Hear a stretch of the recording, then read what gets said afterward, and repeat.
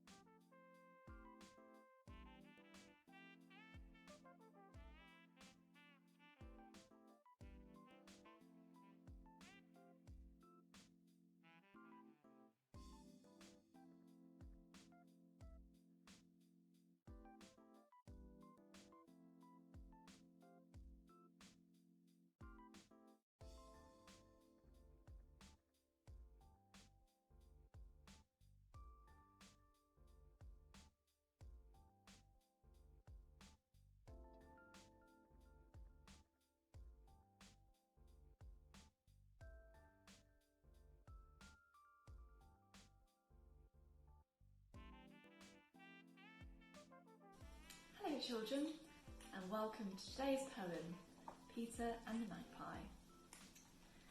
Peter saw a magpie and started to cry. He saw it in a tree one day, up there in the sky. Peter thought it a beautiful bird, he did not deny. And he cried, "Please come down, bird, please do stop by." And the magpie did swoop down from his perch up on high. Peter said, "Oh magpie, please tell me something to pacify.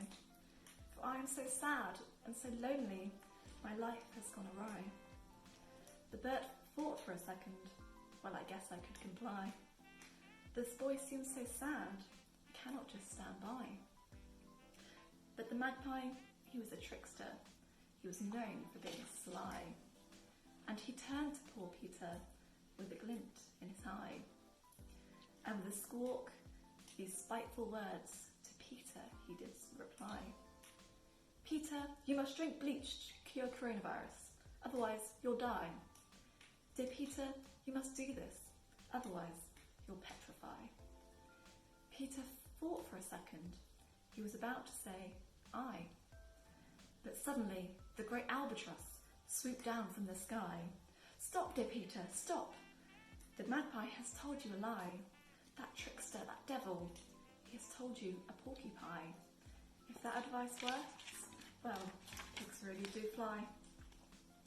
Peter thought, how could this bird, that I thought was my ally, how could he deceive me so much when all is awry?